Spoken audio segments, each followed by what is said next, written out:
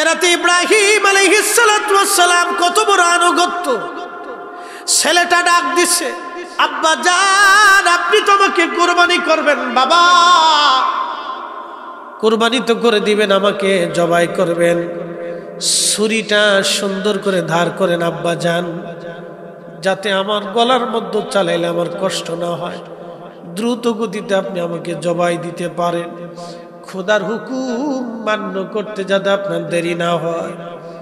ঠিক তখনই ইসমাইল আলাইহিস সালাম ডাক দিয়ে বলেন, আব্বা জান আপনি আমার হাত পা গুলি শক্ত করে আব্বা বেঁধে নিবেন, যাতে আমি ছটফট না করি। বলেন তো একজন সন্তান যখন বাবাকে এই কথাগুলি বলে, তখন বাবার হৃদয়ের মধ্যে কেমন ব্যথা হতে পারে। কিন্তু খোদার হুকুমে ইব্রাহিম আলাইহিস সালাম অটল। আমরা আল্লাহর খলিলের সন্তান, মিল্লাতের বাবা তিনি, আমরা তার রূহানি সন্তান। বাবা যেমন আল্লাহর হুকুমের কাছে মাথা নত করে একবারে অটল ছিলেন, আমাদেরকে ওই রকম অটল থাকতে হবে, মাথা নত করা যাবে না। আল্লাহর হুকুমে মাথা নত করতে হবে, মিথ্যার কাছে মাথা নত করা যাবে না, ঠিক কিনা? প্রিয় উপস্থিতি, খুব মনোযোগ দেন। হযরত ইব্রাহিম আলাইহিস সালাম ডাক দিয়ে বলতেছে, ইসমাইল ডাক দিয়ে বলতেছে, আব্বা জান আপনার চোখ আমার চোখ ভালো করে বেঁধে দিবেন, আমার চোখটাও বাঁধবেন, আমার জামাটা খুলে নিবেন, এই জামাটা খুলে নিয়ে আমার আম্মা জানের হাতে দিবেন, আর আম্মা জানকে দোয়া করতে বলবেন। এই জামাটা দেখে দেখে যেন আম্মা জান আমার জন্য দোয়া করে। চিন্তা করেন তো, একজন সন্তান বাবাকে যখন এই কথা বলতেছিল, তখন বাবার অন্তরে কেমন ব্যথা লাগতে পারে। আব্বা জান আপনি দয়া করে আপনার চোখ মুখগুলি বেঁধে নেন, আপনার চোখটা আপনি বেঁধে নেন, এই জন্য চোখ আপনি বেঁধে নিবেন। আব্বা গো আমার চেহারার দিকে তাকাইলে আপনার মায়া লাগতে পারে। আর একবার যদি সন্তানের প্রতি মায়া হয়, খোদার হুকুম আপনার অমান্য হয়ে যাবে। কোরআন বলতেছে, ইয়া আইয়ুহাল্লাযীনা আমানু লা তুলহিকুম আমওয়ালুকুম ওয়ালা আওলাদুকুম আন যিকরিল্লাহ।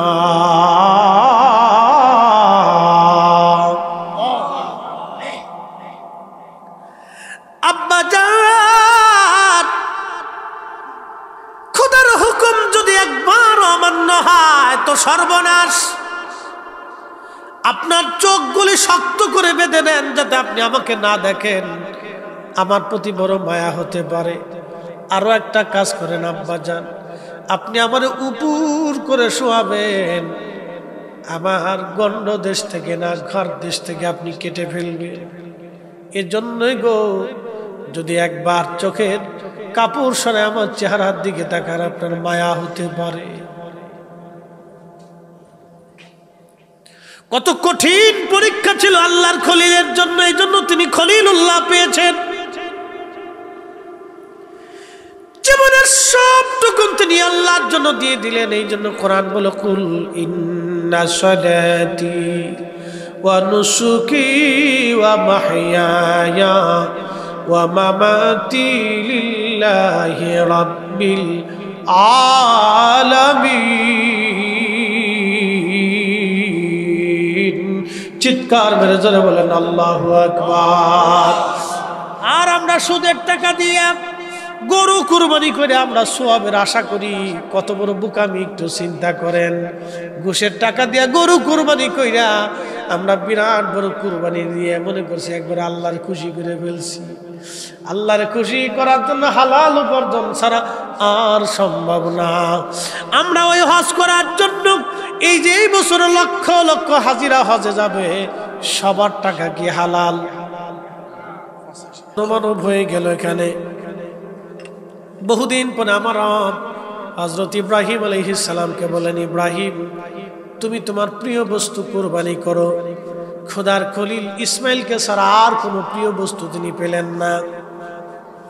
সুদূর ফিলিস্তিন থেকে, ওই যে বলছি ফিলিস্তিন, সুদূর ফিলিস্তিন থেকে রওনা দিয়ে বর্তমান কাবা, এইখানে আসার পরে ইব্রাহিম আলাইহিস সালাম আসলেন।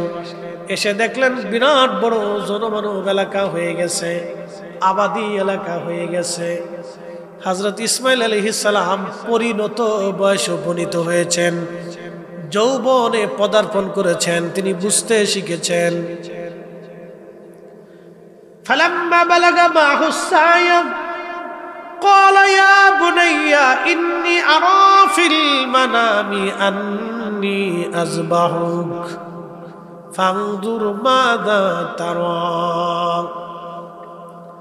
পরিণত বয়সে ফালাম্মা বালাগা, যখন বালেগ হলেন, পরিণত বয়সে হলেন, বুঝতে শিখলেন, জানতে শিখলেন, সুঠাম হলেন, তখন ইব্রাহিম আলাইহিস সালাম আসছে। এসে বলতেছে, বেটা রে, আমি তো স্বপ্ন দেখেছি আল্লাহ তোমাকে হুকুম করেছেন আমাকে তোমাকে কুরবানি করতে, তুমি কি বলো? এতদিন ছেলে আসে নাই, বাবা আসে নাই, ছেলের সাথে পরিচয় নাই, কিন্তু ছেলের কাছে বাবা এসে যখন এই প্রস্তাব দিলেন, সাথে সাথে ছেলেটা বলল, ইয়া আবাতি ফাল মা তুমারু সাতাজিদুনি ইনশাআল্লাহু মিনাস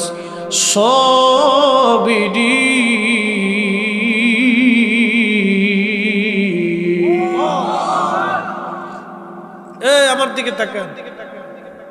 এখান থেকে আমাদের বুঝতে হবে, বুঝার জন্য এই ওয়াজটা নিয়ে আসছি। আপনার এই ওয়াজ জীবনে বহু শুনছে, তারপরে বুঝার জন্য বলতেছি।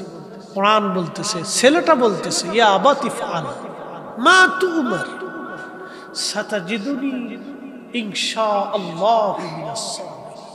ও আব্বা, ও আমার পিতা, আপনি তো স্বপ্ন দেখেছেন, আল্লাহ হুকুম দিয়েছে আমাকে কুরবানি করতে, আপনি আমাকে কুরবানি করে দেন, আমাকে সবরকারী হিসেবে পাবেন, আমাকে ওই কুরবানি করে দিলে আমি তাতে রাজি হয়ে গেছি আব্বা, আপনি চিন্তা করে নিন। আর আমাদের ছেলেদের কাছে বাপ মা কিছু খাইতে চাইলে কেউ দুরাকালি খাইতে চায়। আমাদের ছেলেদেরকে বাপ মা কোনো হুকুম দিলে তখন ছেলেরা বাবা মার সাথে উচ্চবাচ্য শব্দ উচ্চারণ করে।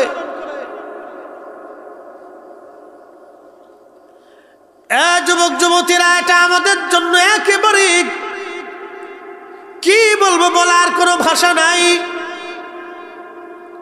শুনিয়া যান, ইসমাইল আলাইহিস সালাম বাবার প্রতি কত বড় আনুগত্য থাকলে একটা সন্তান বলে, আব্বা কুরবানি দিয়ে দেন, আমি ইনশাআল্লাহু মিনাস সাবিরিন, সবরকারীদের মধ্যে আপনি আমারে পাবেন। তখন হাজেরাকে বললেন, বিবি আমার সন্তানটাকে দিয়ে দেন। হাজেরা সন্তানকে সুন্দর করে গোসল টোসল করাইয়া পাক সাফ করাইয়া বাবার সাথে দিয়ে দিলেন। মিনা প্রান্তরে যেখানে শয়তানকে আপনার লাঠি মানে কি বলে পাথর মারেন, এইখানে আসার পরে শয়তান থেকে ধোঁকা দিতে চাইল। আল্লাহর খলিল এবং হযরত ইসমাইল পাথর নিক্ষেপ করলেন শয়তানকে। শয়তান ধসে গেল, মিনাতে নিয়ে গেলেন হযরত ইসমাইল আলাইহিস সালামকে। আহা, একটু চিন্তা করেন এই সময়টা কত কঠিন ছিল। যখন মিনা প্রান্তরে নিয়ে গেলেন, একজন সন্তান বাবার প্রতি কতটা আনুগত্যশীল হলে, আল্লাহর প্রতি নিজেকে সুপর্দ করলে, হযরত ইসমাইল আলাইহিস সালাম কুরবানির সামনে নিয়ে যাওয়া হলো। কেউ নাই, পৃথিবীর দুইজন মানুষ তখন, হ্যাঁ, ইব্রাহিম এবং ইসমাইল আলাইহিস সালাম, একজন বাবা আর একজন সন্তান। 80 বছর পরে একটা সন্তান আল্লাহ দিয়েছে। তারপর ওই সন্তান থেকে কুরবানি করার জন্য আল্লাহ হুকুম দিলেন।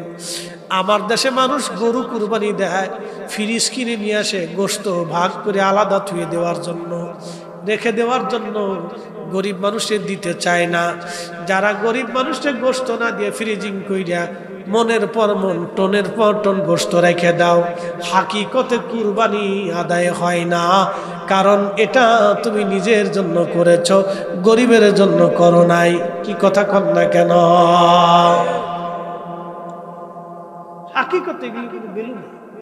হযরত ইব্রাহিম আলাইহিস সালাতু ওয়াস সালাম কত বড় আনুগত্য। ছেলেটা ডাক দিচ্ছে, আব্বা জান আপনি তো আমাকে কুরবানি করবেন। বাবা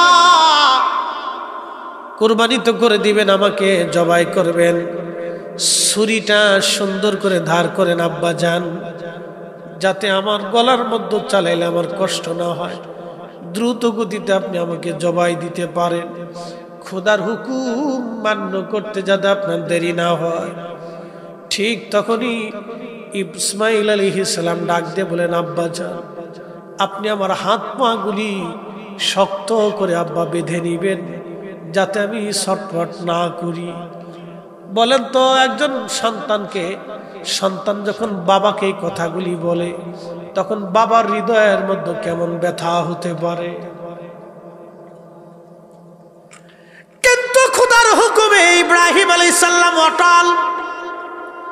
আমরা আল্লাহর খলিলের সন্তান, মিল্লাতের বাবা তিনি, আমরা তার রূহানি সন্তান। বাবা যেমন আল্লাহর হুকুমের কাছে মাথা নত করে একবারে অটল ছিলেন, আমাদেরকে ওই রকম অটল থাকতে হবে, মাথা নত করা যাবে না। আল্লাহর হুকুমেই মাথা নত করতে হবে, মিথ্যার কাছে মাথা নত করা যাবে না, ঠিক কিনা? প্রিয় উপস্থিতি, খুব মনোযোগ দেন। হযরত ইব্রাহিম আলাইহিস সালাম ডাক দিয়ে বলতেছে, ইসমাইল ডাক দিয়ে বলতেছে, আব্বা জান আপনার চোখ আমার চোখ ভালো করে বেঁধে দিবেন, আমার চোখটাও বাঁধবেন, আমার জামাটা খুলে নিবেন, এই জামাটা খুলে নিয়ে আমার আম্মা জানের হাতে দিবেন, আর আম্মা জানকে দোয়া করতে বলবেন। এই জামাটা দেখে দেখে যেন আম্মা জান আমার জন্য দোয়া করে। চিন্তা করেন তো, একজন সন্তান বাবাকে যখন এই কথা বলতেছিল তখন বাবার অন্তরে কেমন ব্যথা লাগতে পারে।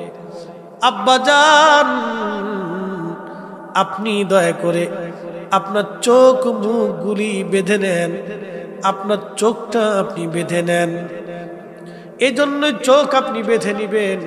আব্বা গো আমার চেহারার দিকে তাকাইলে আপনার মায়া লাগতে পারে।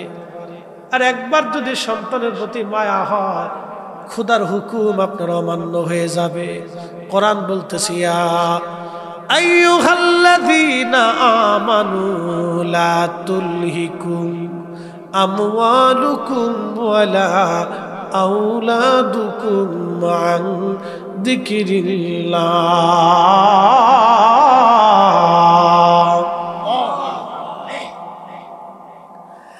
আব্বা জান খোদার হুকুম যদি একবার অমান্য হয় তো সর্বনাশ। আপনার চোখগুলি শক্ত করে বেঁধে নেন যাতে আপনি আমাকে না দেখেন, আমার প্রতি বড় মায়া হতে পারে। আরো একটা কাজ করেন আব্বা জান, আপনি আমার উপর করে শোয়াবেন, আমার গন্ড দেশ থেকে না ঘর দেশ থেকে আপনি কেটে ফেলবেন।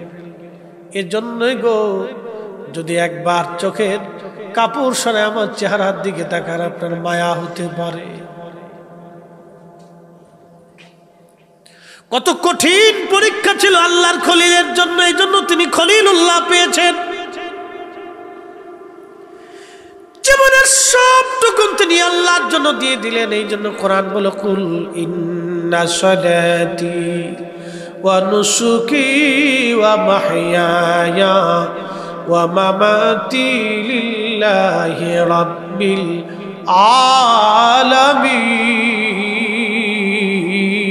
আলামিন। চিৎকার মেরে জোরে বলেন আল্লাহু আকবার। আর আমরা সুদের টাকা দিয়ে গরু কুরবানি করে আমরা সওয়াবের আশা করি, কত বড় বোকামি একটু চিন্তা করেন। ঘুষের টাকা দিয়ে গরু কুরবানি কইরা আমরা বিরাট বড় কুরবানি দিয়ে মনে করছি একবার আল্লাহর খুশি করে ফেলছি। আল্লাহর খুশি করার জন্য হালাল উপার্জন ছাড়া আর সম্ভব না। আমরা ওই হজ করার জন্য এই যে এই বছর লক্ষ লক্ষ হাজিরা হজে যাবে, সবার টাকা কি হালাল? বাংলাদেশে কত হবে? 85। বাংলাদেশে 85,000, সবার টাকা হালাল। আমার এক কি বলে যারা হজে নেয়,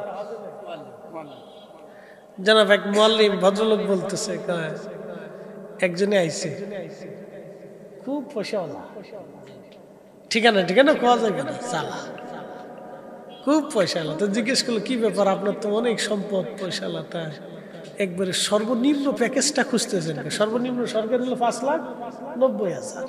তো নাকি আমার 5,90,000টা দেয়। বলতেছে আপনি এত পয়সা করেন মালিক, তো 5,90,000 খুঁজেন কে? আপনি তো অন্তত 20 লাখ, 15 লাখ, 16 লাখ, 18 লাখ, 20 লাখের প্যাকেজে যান।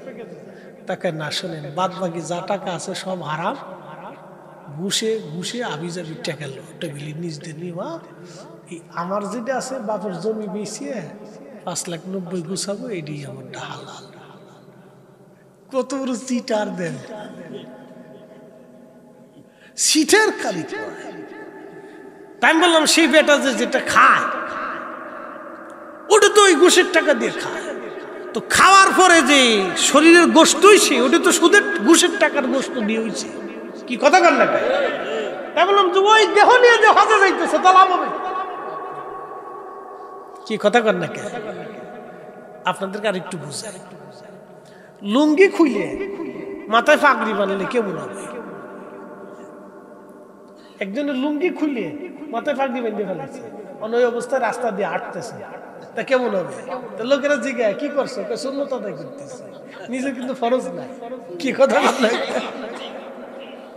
আমি কলকাতা গেছি, কলকাতা শাহ সুফি ফতেহ আলী রসুলের নামা রহমতুল্লাহ পবিত্র মাজার শরীফ জিয়ারত করার জন্য বাসে উঠছি। তো বাসে উঠার পরে এক মুসলিম মেয়ে বাসে উঠছে। তো মেয়েটা জিন্সের প্যান্ট পরা, টি শার্ট গায়ে দেয়, আর মাথার ভিতরে হেজাব, আল্ট্রা মডার্ন সিস্টেম হেজাব। তা আমি ভীষণ বসে চিন্তা করি, আল্লাহ এটা কেমন বুকারে মাইয়া জিন্সের প্যান্ট পরছে, তারপরে টি শার্ট পরছে, এরপরে হেজাব পেঁচাইছে। তার অর্থ হলো লুঙ্গি খুইয়ে মাথায় পাগড়ি বাঁধলে যা। এই বেডি জিন্সের প্যান্ট পরিয়ে শার্ট গায়ে দিয়ে মাথায় হেজাব বাঁধলে কি লাভ? বুকা তুই বেটা ওই রকম বুকা, যেই বেটা ঘুষের টাকা দিয়ে হজে যাবার না চাইয়ে নিজের বাপের জমি বেচে হজে যাইব, হালাল খুঁজতেছে, কিন্তু সারা বছর খাইছে হারাম, সারা বছর হারাম খাইছে, সারা বছর মানুষের মাথায় বাড়ি দিয়েছে, কোটিবার হজ করলো, কোটিবার কুরবানি দিল, কাজ হবে না। কি কথা কন না? ঠিক না বেটি? উচিত কথায় ময় বেজার গরম বাতে বিলাই। ইব্রাহিম আলাইহিস সালামের কুরবানিটা কত মজবুত ছিল। সন্তান বিনয়ে যখন এই কথা বলতেছিলেন, একটা বাবার কলিজার ভিতরে কেমন হতে পারে, কিন্তু তিনি খোদার হুকুমের কাছে অনড় ছিলেন, অটল ছিলেন। ঠিক ইব্রাহিম আলাইহিস সালাতু ওয়াস সালাম বিসমিল্লাহি আল্লাহু আকবার বলে ছুরি ধরাইয়া চোখ মুখ বাইন্ধে ইসমাইল আলাইহিস সালামের হাত পা বেঁধে ছুরি বিসমিল্লাহি আল্লাহু আকবার বলে গলার দিকে চালিয়ে দিচ্ছে। ছুরিটা গলার দিকে ইব্রাহিম আলাইহিস সালাতু ওয়াস সালামের সন্তান ইসমাইল যাবেহুল্লাহর দিকে চালিয়ে দিচ্ছে। জিব্রাইল বলেন, ইয়া রাসূলুল্লাহি, তখন আমি আল্লাহ পাকের আরশে মুআল্লার নিচে সিদরাতুল মুনতাহার কাছে আমি ছিলাম। আমার মালিক আমাকে ডাক দিয়ে বলো, জিব্রাইল তাড়াতাড়ি যাও, জান্নাতের মধ্যে 40 বছর ধরে একটা দুম্বা লালন হচ্ছে। আল্লাহু আকবার। জান্নাতের ভিতরে 40 বছর ধরে দুম্বা লালন হয়। জিব্রাইল ওই দুম্বাটাকে টানতে ধরে নিয়ে আমার ইসমাইলকে ছুরির নিচ থেকে সরাইয়া আমার ইব্রাহিমের ছুরির নিচে দুম্বা চালায় দাও। তখন জিব্রাইল বলে, হুজুর খুদারি খলিল বিসমিল্লাহি আল্লাহু আকবার বলে সূরা মাথার উপর থেকে নিচে নামাই দিচ্ছে। সময় মাত্র কয়েক সেকেন্ড। আরো জোরে, আরো জোরে, জোরে জোরে জোরে। এই ক্ষমতার মালিক কে? কে? আল্লাহ। কয়েক সেকেন্ড হাতে সময়, শুধু উপর থেকে নিচে পড়বে জিবরাইল বলতেছে হুজুর সিদরাতুল মুনতাহা থেকে জান্নাতে যায় দুম্বাটা নিয়ে মিনা প্রান্তরে খোদার খলিলের চোখ বাঁধা ইসমাইল আলাইহিস সালামকে টান দিয়ে সরাইয়া দুম্বা খারা ছুরির নিচে আমি চালাই দিলাম। আমার এই সময় বড় কষ্ট লাগছিল, মানে খুব দ্রুত গতিতে যাইতে হয়েছিল, বিরাট পেরেশানি হয়েছিল, কষ্টটা মানে পেরেশানি আর কি। আল্লাহ হুকুম করছে সরাইতে, খুব দ্রুত গতিতে। ইয়া নবী আল্লাহি, এই সময় আমার খুব পেরেশানি বোধ হয়েছিল, এত দূরতে কর্ম সারতে হয়েছিল আমাকে। যখন দুম্বা কুরবানি হয়ে গেল, আল্লাহর খলিল ভাবতেছে বুঝি ইসমাইল কুরবানি হয়ে গেছে। চোখ খুলে দেখতেছে ছুরির নিচে কুরবানি জবে হক, আর পাশে জিবরাইল আর ইসমাইল আলাইহিস সালাম দুইজন দাঁড়ায় দাঁড়ায় মুস্কি মুস্কিয়ে হাসে। চিৎকার করে জোরে বলেন আল্লাহু আকবার। তাহলে আপনারা বলেন কুরবানিতে কি আল্লাহ পশু চায় না মন চায়? ইবাদতে কি আল্লাহ টাকা চায় না অর্থ চায় না মন চায়? কি চায়? কথা কন না কেন, কি চায়? মন। মন। এজন্য নামাজে দাঁড়ায় গেছেন আলহামদুলিল্লাহি রাব্বিল আলামিন আর রহমানির রহিম মালিকি ইয়াউমিদ্দিন। আর ওই দিক থেকে নিজে চিন্তা করলাম, জুতা জোড়া একবারে পিছনের কাতারে রেখেছিলাম, আপনার কাতারে জুতা আছে না গেছে, চিন্তা চলে গেছে জুতার ভিতরে, নামাজ শেষ।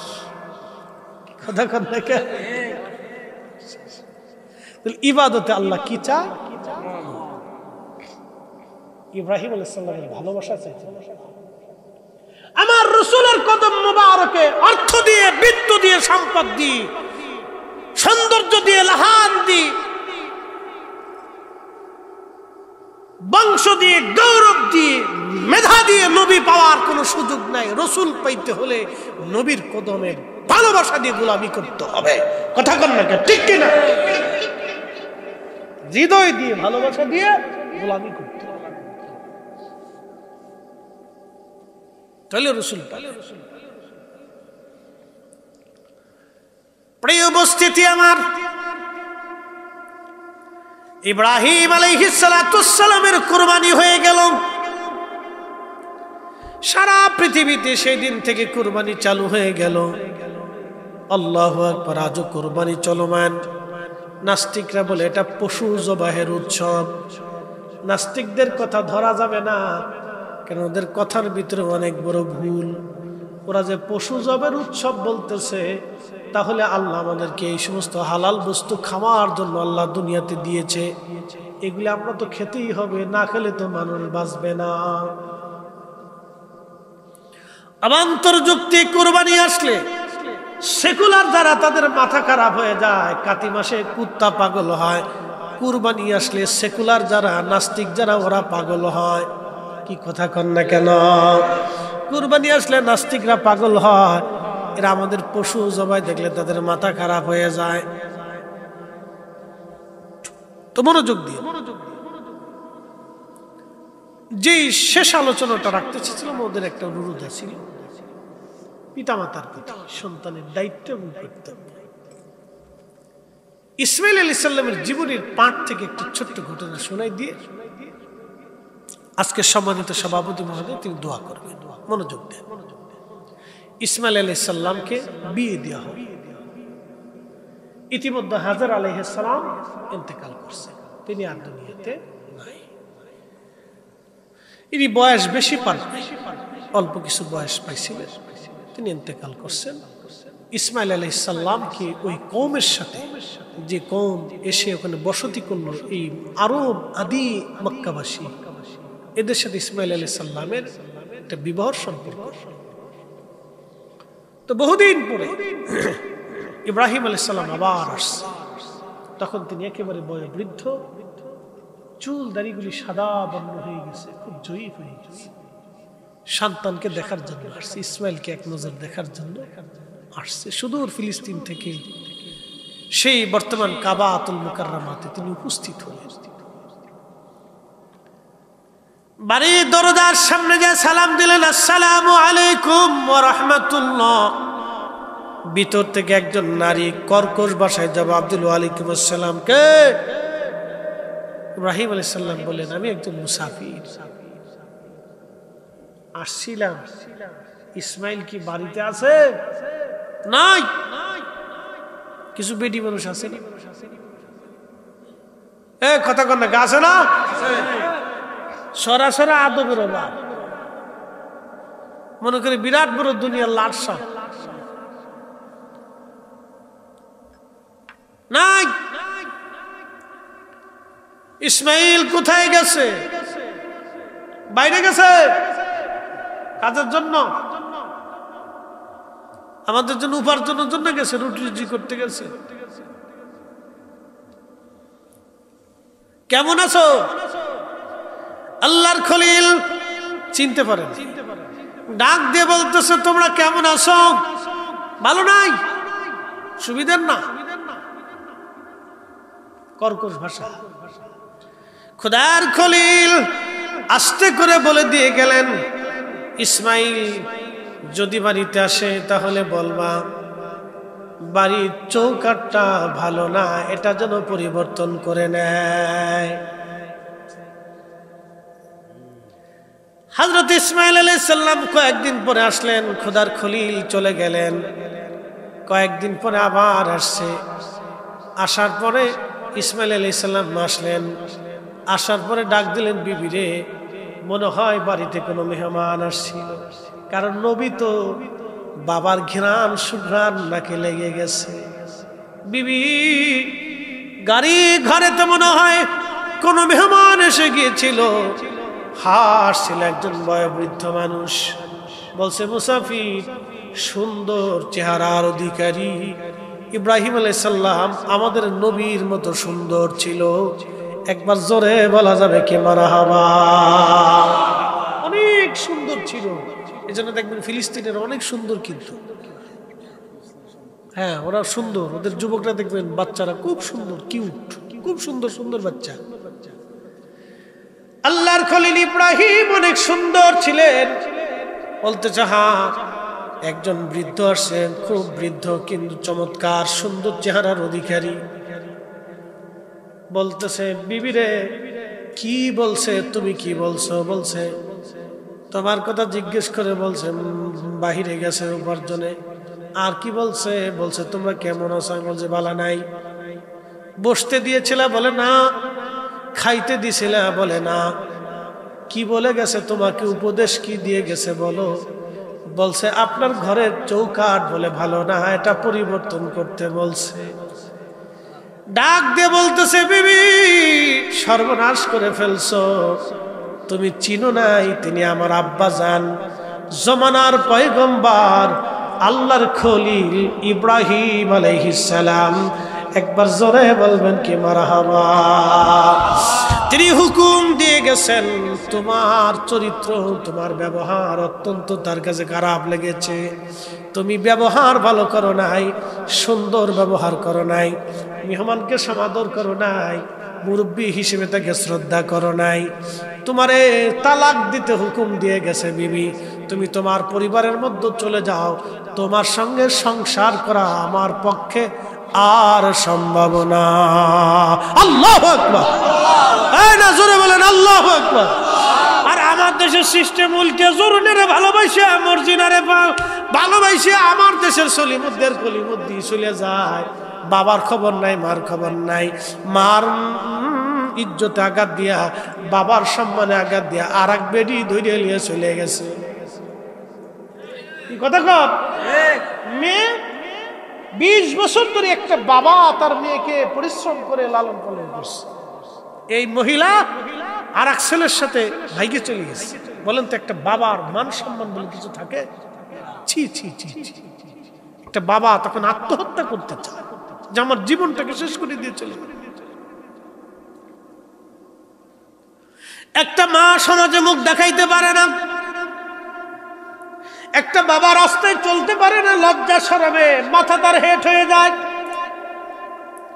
ওই কন্যা সন্তানটা বাবার সম্মানে আঘাত দিয়ে চলে গেলে এক পুরুষের হাত ধরে, আপনি একটু তাকায় যদি পরিসংখ্যান করে দেখবেন যে ছেলেরা মেয়েরা বাবার অনুমতি ছাড়া, মার অনুমতি ছাড়া অন্যের মেয়ে নিয়ে ভেগে ভেগে চলে যায়, অন্যের মেয়েকে বের করে নিয়ে চলে যায়। অন্য মেয়েরা যে ছেলেদের হাত ধরে চলে যায়, 100%-এর ভিতরে 90% সংসার টিকে না। আর টিকলেও বেশি ভালো থাকে না, কয়েকদিন পরে লাথালাথি, গুতাগুতি, কিলিয়াকিলি, ফাসরাফাসরি, মারামারি, মামলা হামলা, জেল জরিমানা হয়ে যায়। বিচার সালিশের কোনো শেষ নাই,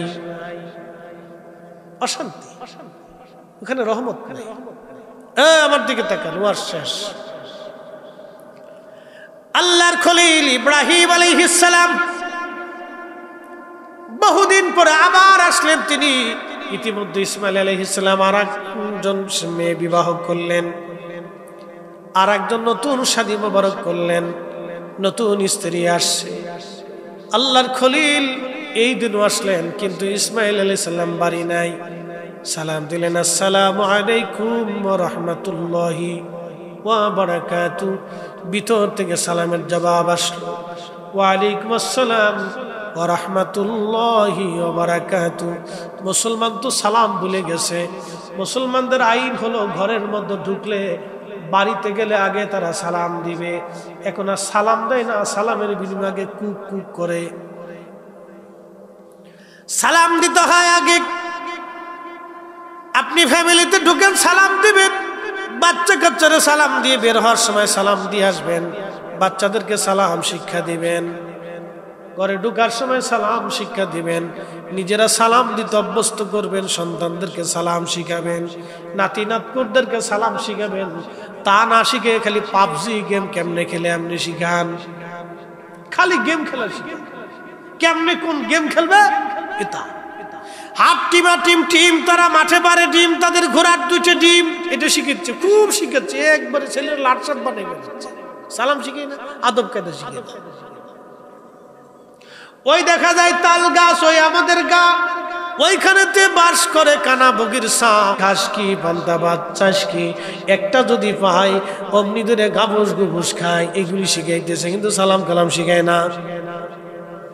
কষ্ট হইতেছে আপনাদের? শেষ, হুজুর চলে আসবে, আর কথা বাড়াবে না। আল্লাহর খলিল এসে সালাম দিলেন। সালামের জবাবটা সুন্দর আসলো। কে আপনি? বলে আমি একজন মুসাফির, বহু দূর থেকে আসছি। ভিতরে আসেন, আপনি আমার মেহমান, বসেন, আপনার জন্য খাবার দাবার বিশ্রামের ব্যবস্থা করতেছি। আল্লাহর খলিল ভিতরে গেলেন। নতুন বৌমা তিনার ইসমাইল আলাইহিস সালামের স্ত্রী, খোদার খলিলের বেটার বিবি, উত্তম করে মেহমানদারি করাইলেন। পরিচয় তখনও দেন নাই, পরিচয় দেনও নাই, উত্তম করে মেহমানদারি করাইলেন। সুন্দর খাবার দাবার শেষ করলেন। মুসাফির জিজ্ঞেস করলেন, কেমন আছো? বলে, আলহামদুলিল্লাহ, আল্লাহ আমাদেরকে যথেষ্ট ভালো রেখেছেন। তোমরা খাও কি? তখন ইসমাইল আলাইহিস সালামের স্ত্রী বললেন, আল্লাহর বান্দা মেহমান, আল্লাহর পক্ষ থেকে আমাদের জন্য গোশত এবং পানীয় আমরা খাই। তখন যদি তিনি বলতেন আমরা গম রম রুটি ফল ফলাদি বেশি খাই, তখন কিন্তু তিনি দোয়াটা কবুল হয়ে যায়। তখন ইব্রাহিম আলাইহিস সালাম হাত বাড়ায় বলেন, রাব্বি, আমার এই পরবর্তী মক্কাবাসীর জন্য, এই মক্কাবাসীর জন্য আপনি গোশত এবং পানীয়র ব্যবস্থা করবেন। এই জন্য পৃথিবীর কোথাও যদি গোশত না থাকে, কাবাতে গোশত পাওয়া যাবে। একবার জোরে বলা যাবে কি মারহাবা। পশু, উট, দুম্বা, ছাগল, ভেড়া বেশি হয়, গোশত আর পানি জমজম কোনোদিন শেষ হবে না, ও তো সে গোশতও শেষ হবে না। একসাথে বলবেন আল্লাহু আকবার। কখনো গোশত শেষ হবে না, এরা রুটি না পেলেও গোশত খায় বেঁচে থাকবে। আল্লাহ নবী বলেন, ওই সময় যদি ইসমাইল আলাইহিস সালামের স্ত্রী বলতেন, আমার আল্লাহ ফল ফুলটি দিয়া, রুটি টুটি দিয়া, জব দিয়া, আল্লাহ আমরা উত্তম দিয়া, গোশত টোস্ত দিয়ে, সব কটার নাম যদি কইতো, তাহলে ইব্রাহিম আলাইহিস সালাম তখনই হাত ভরায় সব কটা খাবারের কথা বললেন, সব খাবারই মক্কায় ভরে যাইতো। আল্লাহু আকবার। তখন ইব্রাহিম আলাইহিস সালাম ফিরে আসার সময় বললেন, ইসমাইল আলাইহিস সালাম যখন আসবে তখন আপনি তারে বলবেন যে তার ঘরের চৌকাঠটা অত্যন্ত মজবুত এবং ভালো, এই চৌকাঠ যেন পরিবর্তন না করে। বহুদিন পরে ইসমাইল আলাইহিস সালাম ফিরে আসলেন, এসে বলতেছে বিবি রে, মন বলতেছে কোনো মেহমান আসছিল আমার বাড়ি, সুঘ্রাণ পাওয়া যায়। বলে হ্যাঁ, একজন সুন্দর মেহমান আসছিলেন, খুব বয়োজ্যেষ্ঠ, সুন্দর চেহারার অধিকারী, চুল দাড়ি একেবারে সাদা, সুন্দর চেহারার অধিকারী। তুমি কি করছো? বলে তার মেহমানদারি করছি, উত্তম করে আদর যত্ন করছি, খাইতে দিছি, বিশ্রাম করতে দিয়েছি। তিনি খুব খুশি হয়েছেন এবং আমাদের জন্য দোয়া করে গেছেন। কি দোয়া করছে বিবি? আমাকে জিজ্ঞেস করলো তোমরা খাও কি? আমি বললাম গোশত এবং পানীয় পান করি। তখন তিনি গোশত এবং পানির বরকতের জন্য দোয়া করে গেলেন। বিবি করছো কি? আর একটু বাড়ায় বললে তো আর একটু দোয়া হয়ে যাইতো। বিবি আর কি বলছে? বলছে আমাকে আপনাকে বলতে, আপনি যেন চৌকাঠটা কোনোদিন পরিবর্তন না করেন, আপনার চৌকাঠটা বলে মজবুত এবং খুব ভালো। ডাক দেখায় বিবি, তিনি আমার আব্বাজান খুদার খলিল ইব্রাহিম আলাইহিস সালাতু ওয়াস সালাম এসেছিলেন। তুমি আদর করছো, সমাদর করছো, খুশি হয়েছেন, দোয়া করে গেছেন। আর তোমাকে কোনোদিন যাতে তালাক না দেই সেই উপদেশ আমাকে আমার আব্বাজান দিয়ে গেছেন।